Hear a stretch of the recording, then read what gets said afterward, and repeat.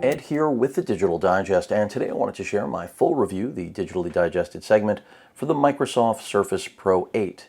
Now I'll start off this review by saying that Microsoft has made their best ever Surface Pro here in its 8th iteration, and the goal, the journey, it has all been realized in my opinion, which is ultimately to deliver the best two-in-one money can buy. Now by two-in-one, I mean a tablet that can also replace your laptop.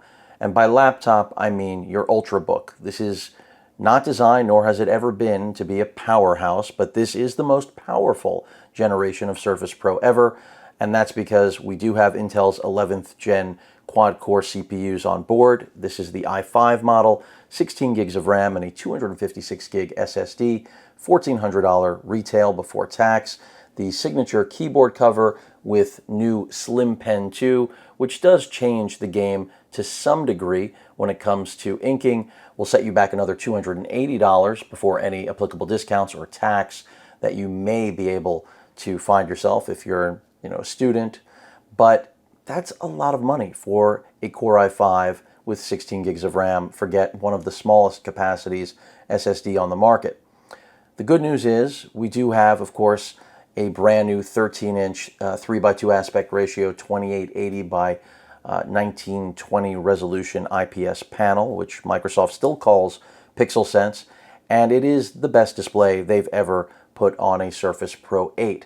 No question about it, especially since it's capable of a 120 Hz refresh rate, which is good for a lot of things, but in my opinion, not so many that the Surface Pro 8 can show off, at least right now, especially since adaptive refresh does not exist yet. Now, Microsoft has promised that, and what that essentially equates to is that at some point, Windows 11, which comes stock out of the box on all Surface Pro 8th gen devices, will be able to detect whether or not intelligently you should be using 120 Hz or 60 Hz. Now, the story behind this, of course, if you're not familiar with the difference in refresh rate, is that 120 Hz will deliver a smoother experience when scrolling, gaming, inking, but that's pretty much where it ends. And gaming is certainly not the strong suit of the Surface Pro 8, even though both the Core i5 and Core i7 model, that's out of frame over there, are able to do light gaming because of Intel's Iris Xe platform,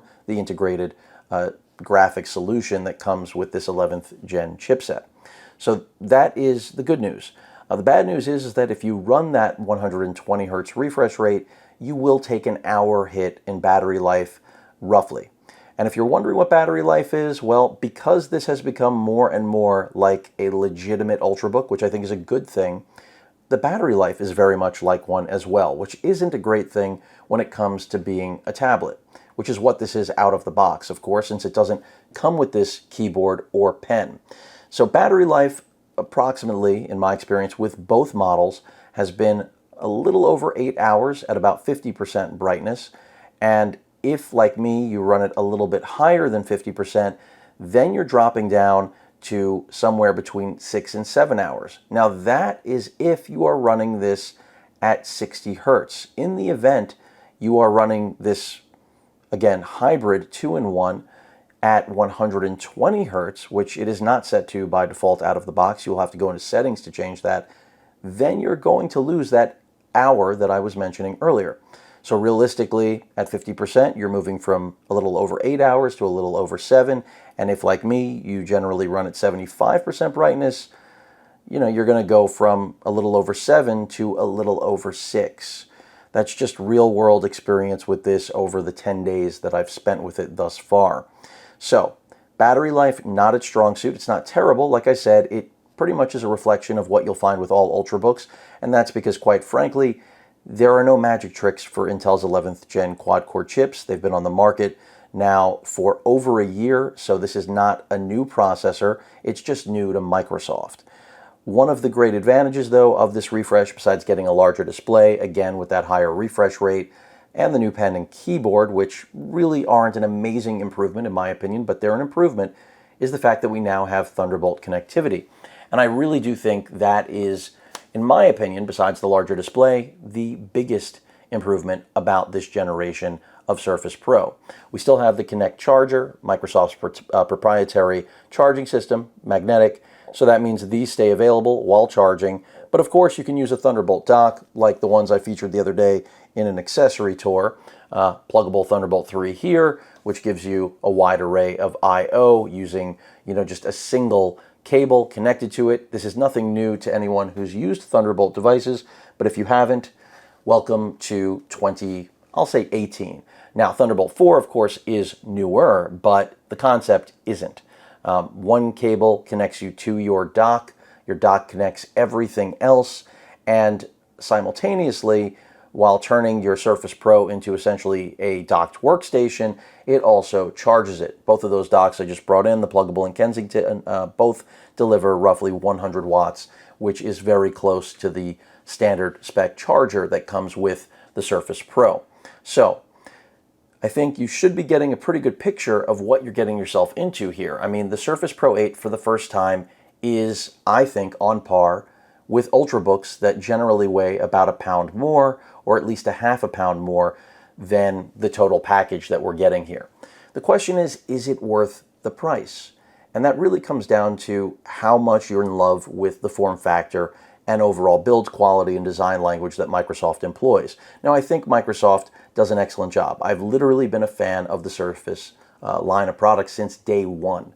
I think that Microsoft changed the game with them. The question I have is whether or not at this point, with how many new machines exist, especially 2-in-1s that are incredibly popular, and I don't mean tablets that are also laptops, I mean laptops that are convertibles where the screen is able to rotate 360 degrees, give you an inking surface, they come with pens, obviously they already have a keyboard attached to them, and yes, it's a different concept, but those are so popular, I do wonder whether or not the novelty of the original Surface Pro will still be able to hang with the competition, especially since the competition has gotten so good and is much less expensive. Now, in the past, one of the laptops, Ultrabooks I compared this to, I'm stepping back here to grab it, is my own personal favorite. I'm going to actually grab two of them. And, one will be considered a clone, which is the Lenovo X12 detachable, which I have right here. And that's because, quite frankly, it is just like the Surface, but, not when it comes to design language. It has a smaller display than this generation, but was on par with previous. Of course, comes with a pen, comes with a keyboard, has Thunderbolt 4, but not as many ports as the current gen, and was less expensive. Now, this is in its first gen. There are other companies that, besides Lenovo, that have created essentially a clone that in many ways was better than the original. Build quality, not necessarily so, but feature set, yes. Now with this generation, we finally do have a feature set that, again, eclipses any clones, and there are many. Lenovo isn't the only one in the game. HP has their own version, and God knows how many Chinese replicas exist out there from no-name manufacturers. But then we get into that 2-in-1 form factor, like I have here, the HP Spectre 13T, and that's where, a little bit more weight, you have a keyboard, you have much better I/O, you still have Thunderbolt connectivity, you have a micro SD card slot, something that Microsoft did away with here in this generation. You also still have a Type A port, and most importantly to me, we have a 4K 13.3-inch OLED display. Okay, that is something that, unfortunately, as nice as this new display is, and granted, the HP only has a 60 Hz refresh rate, Microsoft has left us with technology that isn't bad, but it is bad at this price point, in my opinion.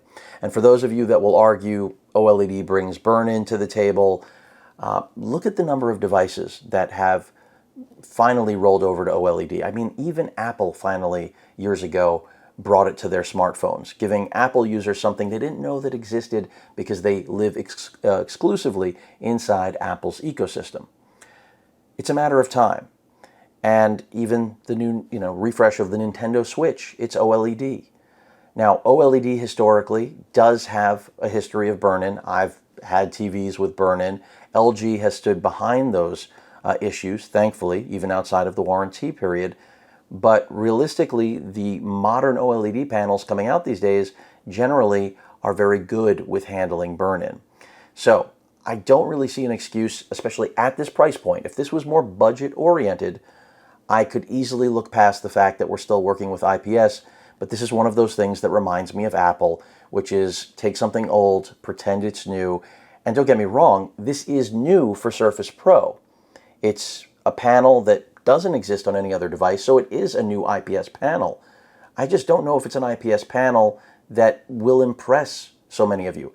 It doesn't really impress me. It impresses me in that Surface Pro has taken a step in a better direction when it comes to display, predominantly because we now have a 13-inch display in, basically the same form factor, and this is the Surface Pro X that so many people wanted to be a Surface Pro. And so now Microsoft has done it and included Thunderbolt, user upgradable NVMe drives. That's a nice touch, but it's also kind of absurd because, while you can do it, you just have to, use a key to pop this open, and you can go and get essentially an upgrade. It doesn't have to be Microsoft branded. This is a standard NVMe size. It's still not practical in terms of the fact that realistically, I feel like most users, if they care about what they're spending, are going to say, okay, so I'll buy the 256, like the i5 here at $1,400, and then if I want to get a 1 terabyte aftermarket drive, I will.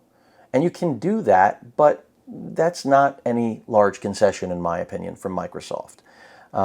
In addition to that, I mentioned we lost the micro SD card slot, which I can live without because Thunderbolt 4 is certainly a better thing to have.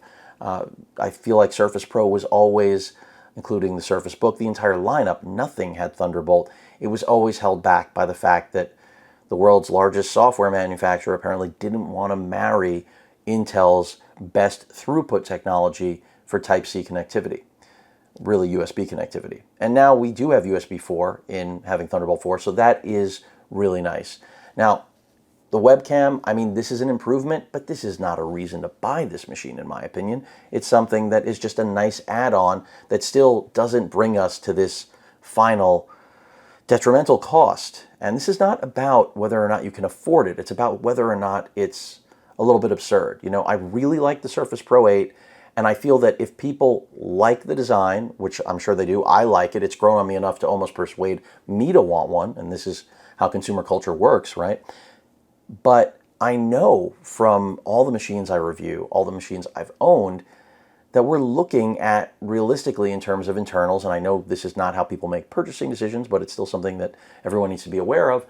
This ultimately ends up, essentially being a paper spec list of parts that at best, this i5 with 16 gigs of RAM and a 256 gig SSD, even taking into account the new display and the new redesign, which, that is expensive. That actually is the most expensive part, not the hardware, but the redesign itself. We can find Ultrabooks with similar configurations for well under $1,000. In fact, you can find Ultrabooks, I would say, for $700 with similar configurations, and those will come with a keyboard. Yes, they won't have this form factor, but you get where I'm going. So you really have to be in love with this, and if you are, I can recommend buying it. That's why I started off the video with saying this is the best Surface Pro ever, and it does come at a cost, because it really does. I think that's the biggest takeaway from this, is that while it's the best ever made, Microsoft raised prices. Starting entry price used to be in the 700s, now it's 1100. No i3 model, not that I ever would recommend the i3, I would not, but this new pricing structure going all the way up to $2,600 US for the i7 with 32 gigs of RAM and a 1 terabyte NVMe drive is just totally insane. Now, I'm not saying the design is insane, the concept is insane, the form factor, the build quality, all of those things I'm a huge fan of. And remember, this is not about whether you can afford it, okay? That's not what we're talking about here. We're talking about whether or not it makes sense to purchase it. So, anyone can make the argument that anything they want, they can buy if they have the money. That isn't what I'm talking about. You want to go and buy a Ferrari, you can buy a Ferrari. If you have the money to do so, and if you missed a lesson in economics, at least in the US, you don't have to have the money to buy things. So when people say stupid stuff like, And if I see you in the comments shaming people, trying to call them poor, I will ban you. It's that simple, because that's absurd. This is, all about what you want in terms of a new computer. And if this fits the bill, I'm not going to judge you, and no one else should. But I'm still going to tell, the truth, my opinion about Microsoft coming in way too high. In the past, the Surface Pro was always value-oriented. And if anything, I could say it was overpriced for what it was, but I couldn't say it was egregious. This generation, we have vast improvements. This is, like I said, the best Surface Pro ever made, but I wouldn't be doing my job if I did not call a spade here and acknowledge that Microsoft has taken the profit gouging to a whole new level. And unfortunately, this is kind of where I started on my journey here with the Surface Pro when it arrived on launch day, was that I knew it was going to be really nice. I knew that it was going to be the best product they had ever made in the Surface Pro category, but I also knew that it was going to be really hard to justify the pricing. And where I began with essentially telling all of you that watched my unboxing and first update on this that I think it's a great product, but I just don't know if it still holds the same novelty that it did back in the early days as it evolved. That stands true today. Now, I personally would not pick the Surface Pro 8 over a good 2-in-1, especially when I know those good 2-in-1s, they're going to have a refresh on their Ultrabook CPUs sooner than later, whereas the Surface Pro 8 just launched. And look, the majority of Surface Pro buyers do not care about where in the lifespan of a CPU things are at. I totally get it. And that goes along with the fact that them being the actual Surface Pros, overpriced isn't an issue either. Again, I still have to tell you where I stand on it, because I love the Surface Pro 8. I just don't see it being relevant anymore with its pricing. Now, if this i5 with 16 gigs of RAM and a 256 gig SSD was at $1,400 and included the keyboard and pen, I think Microsoft has a game changer. And this is an old story. I used to basically fault people who would say Microsoft should be including the pen and keyboard because their pricing was aggressive. Now that it's aggressive in the other direction, I have to, step in and say the opposite, which is I can't excuse them for not including these things anymore. They're principal elements of the Surface Pro experience, and without them, you have something that's pretty much unusable. No one's going to buy, or this I will say, no one should buy the Surface Pro 8 as a tablet. This is a computer in a tablet form. Without the keyboard, at least, you have something that I think is pretty much worthless. I mean, as a touchscreen device, go and get an iPad, which you'll never hear me say. If you follow my channel, you know that already. I will never tell anyone to go out and buy an iPad, but I will over a Surface Pro on its own without a keyboard, let alone a pen, or get yourself a Galaxy Tab. Whichever one. You want the Tab S7 Plus, which is what I personally own, get that. You'll save a lot of money. You'll have a tablet experience with better battery life, with an AMOLED display that is high resolution, that I think is far better than the display you're getting here. It's also 120 Hertz. Sound familiar? And the inking experience, by the way, is also better. And now I will talk about the inking, but that's just something people need to be aware of. If you're really after a tablet first, this isn't the device for you. That should be obvious. A lot of you are thinking that, but it's not. And by the way, the camera on the back, it takes 10 megapixel stills, it shoots 4K video, but that's of absolutely no importance, I think, in the scope of things. I think it's nice to have. Most laptops do not have that. HP has, a tablet convertible coming out with a camera that can, flip direction, which is really cool. That might be smarter than this because we're definitely paying for both cameras. And I don't know that everybody cares about that rear camera. Not bad to have, not necessary. The front camera being full HD, that's great, but again, in the scope of the pricing, I just don't know how you can justify it. Remember, this is the first Surface Pro that literally behaves like an Ultrabook. Now, when it comes to pen input, I'm not going to do an inking demo, and there's a reason. A lot of people have been saying this is revolutionary, and I myself have said it's a big improvement, and it is. It's got haptic feedback in very limited software support. In fact, almost nil at this point. So this is kind of like the hope for some sort of balance with the refresh rate that we're going to see. I know Adobe's going to, Rush is going to support this soon. So that's a good thing. But right now, as it stands, the Slim Pen 2 is the best ever of Surface Pro. Does that mean that it is the best ever in terms of on the market? No, I still think that Samsung, and I'll even put Apple on that list because Apple gets all of the praise in the world when it comes to inking with the Apple Pencil on the iPad Pro series. I still think that both of those are better in terms of general practical application when it comes to inking. Now, outside of those two, yes, then I think you can say that Microsoft comes next, and then the two-in-ones, like I was showing you before, like the Spectre and the X12, those start to fall in line. The Yoga as well, anything that uses Wacom is going to be very good. I'm sure many of you will agree. The experience we're getting here, Microsoft acquired N-Trig, and they have really made N-Trig much better than they were historically. Some of you hate N-Trig, some of you maybe loved it once upon a time. Microsoft, without hesitation, has made it the best it could ever be. But the inking experience is not next level. I know Microsoft pitched it as such. I'm here to say I don't see that. The haptic feedback pretty much tries to mimic the experience we're accustomed to with our smartphones. Again, you're going to have to dig into settings to address that. Microsoft likes to brag about the pen being charged while it's in the keyboard right there. That's cute, but that's not a selling point for me personally. So I know a lot of people are going to think I'm being extraordinarily negative about the Surface Pro 8, but I'm really not. I'm just being realistic. Again, this is the best device of its kind ever made. There isn't another two-in-one in a tablet form that I will point you at and say is better, because there isn't one.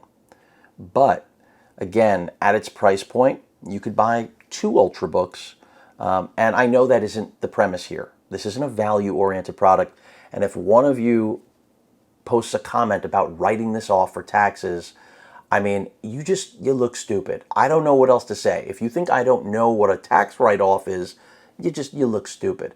And again, this really amounts to whether or not you think this is what you need. And as I said earlier, I respect if someone loves the design and wants to buy it. There's nothing wrong with that. But I want to make sure they know they have options. We live in a society of tunnel vision, and a lot of people, they see the advertising, they get that hype, it hooks onto them, and then they own the next thing that they think is the best thing. And often the best thing is just the one that is spent the most on advertising. I'm not saying Microsoft has done that. Microsoft has earned their reputation when it comes to the Surface Pro lineup. But this whole new pricing structure is just, you'll hear it from pretty much everyone that talks about this device. No one is going to tell you the pricing is okay. So I won't be the first, I won't be the last, and I'm perfectly fine with that because it's the truth. But again, the Surface Pro 8, a great two-in-one that happens to be a tablet, but remember, you absolutely will have to buy this, especially since previous gen keyboards do not function with this new model, because this model inherited the same pogo ports as the Surface Pro X. So all previous type covers are incompatible. If you do not buy one of the new ones, you don't have a type cover. Now, will third-party ones come out? There already are some third-party options, to my knowledge, because third-party options came out for the Pro X. The Pro X was no favorite of mine. From a design perspective, it was great, but ARM simply not ready for the big show yet when it comes to Windows, or Windows is really not ready for ARM, however you want to look at it. Eventually, that's going to happen. ARM will replace everything. So that's just inevitable. I mean, that's the architecture that has taken over the landscape. No arguing with numbers when it comes to that. And it's not because Apple decided to go there either. It's just what I said. No arguing with the numbers. We're going to lean into where manufacturing leans in, and ARM has taken over the entire mobile computing world. So it's only logical that eventually devices like this are going to go that same way. Now, when it comes to something like I mentioned earlier, my Tab S7 Plus, which I'm grabbing right here, I still think this is a fantastic option. I really do. And if you care about the cameras, it's good. If you care about battery life, it's good. If you care about inking, it's good. Of course, it does not run Windows. Of course, you're not going to get that experience. Of course, the kickstand is not as good. It's a case kickstand. No Thunderbolt on this device, a single port. This is a tablet that also can double down on some productivity computing, but not traditional software. So I won't go to that comparison.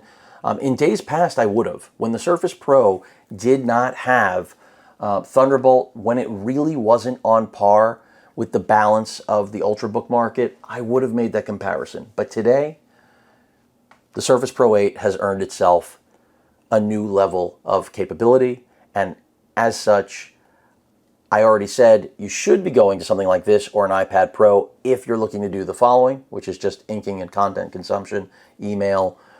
That's obvious, and you care mostly about battery life. But if you need to deal with real software, if you want to do photo or video editing, which I haven't mentioned through this whole review, because that shouldn't be your end game. This machine can do it. The i7 will slightly outperform it. It'll eke out a little more performance, but neither are ideal for that. And that brings me back to the pricing. If you are going to spend $2,000 on one of these and video and photo editing is your primary need, you shouldn't be getting one of these, even if money is not an issue, because they're just not great at doing those things. They're fine. It's acceptable performance. I mean, I remember years ago, suggesting to my fiance using a Surface Pro for software like AutoCAD. It was all doable, but it was far from ideal. Now, this generation is the best ever at handling professional software like that, but it still wouldn't be my recommendation for someone who needs to do that for a living. Not because it's expensive, it's just because it's not great at it. It can do it. Just because something can do it doesn't mean you should use it. And that's really the moral of the story with the Surface Pro 8. Again, the best Surface Pro ever made. I've been flirting with really wanting to pick one up after using it this long, only under 2 weeks. But I know better. I know that this processor is old, whether it's the i5 or the i7. It's not bad. It's still incredibly competent, and it will do pretty much everything you're going to want to do in a package like this. But at its price point, again, battery life, and the 120 hertz thing to me is real, but it's also a gimmick in this package. If this could really game, if inking was at another level, that's where I would say the 120 hertz is really tangible. We all knew it would be a battery hit. Anyone who knows about upping higher refresh rate knows it's a battery hit. But to me, the biggest insult here is really, again, that display. Yeah, it's bigger, higher refresh and resolution, but come on, Microsoft, put an OLED in one of these already, and then I won't be talking about how expensive it is. But you know what? I likely will, because by the time Microsoft does deliver an OLED in one of these, we're going to be looking at OLEDs being affordable. In fact, they already pretty much are. I mean, at this point, you can get two-in-ones like the Spectre with an OLED for well under $2,000. So once upon a time, when I bought mine 2 years ago, you heard right, 2 years ago, it was $2,000 with a 2 terabyte NVMe, 16 gigs of RAM, soldered just like this, an i7 processor that isn't that far outperformed by this. I would still pick my 2-year-old Spectre 13T over this machine. Battery life is similar, overall performance in all software is similar, and I far prefer the UHD OLED to this IPS panel. Now, it is brighter, by the way, I didn't mention, over 400 nits, that's great. The color accuracy is the best it's ever been, but historically, Microsoft's color accuracy has never been very good. So, I've said it. If you've watched my unboxing, my update, my gaming, and accessory video, you already know I have a lot of respect for this product. I love Microsoft as a company. We wouldn't be here. I wouldn't be here talking about products like this without them and covering laptops. That's without question. But with that said, the Surface Pro 8 is still just, it's gone from concept to realization, and now it's pricing itself out of the market, in my opinion. I'm interested to see what you think. Many of you have already told me what you think, and now that you know my final thoughts, You'll have nice things, and hopefully you can keep yourself under control when it comes to the bad things too. You won't hurt my feelings. You don't have to worry about that, but don't make a fool out of yourself. You know what I'm saying? It's just one of those things where people get too caught up in what is being a fan of a product or a brand to the point that they lose sight of just enjoying it and understanding what it's all about and whether or not it's worth the money they're spending. And they don't realize that when they do spend that money and they essentially approve of Microsoft's new pricing structure, if they validate it, we're just going to get more crap like this. And I'm not calling the product crap, I mean the pricing structure. So again, kudos to Microsoft on making the best Surface ever. I think it's fantastic. I personally will not be buying one. Maybe when they go on sale. That may not be this Black Friday, although historically the Surface Pro lineup always gets slashed by Black Friday, so it might be. But I think, obviously by next year or even somewhere after the holiday season, we may see these things already deeply discounted. After all, the only ones that sold out with Best Buy, the only retailer that had to sell out, was on the i5 16 gig model because it is the best value. And value is important to look for in something that's incredibly overpriced. And then in addition to that, the most expensive build, the $2,600, again, i7 with 32 gigs of RAM and a 1 terabyte NVMe. By the way, all those NVMEs, because of their form factor, the measured style that they selected to fit inside of the Surface Pro lineup, they drastically underperform traditional NVMe drives like the ones you will find again in traditional Ultrabooks. Just a word to the wise. So, great product, really overpriced. That is the moral of the story. Hope you enjoyed the full review. Any questions or comments, please feel free to post them. Hit that like button, and as usual, please feel free to subscribe, and please stay safe. Later.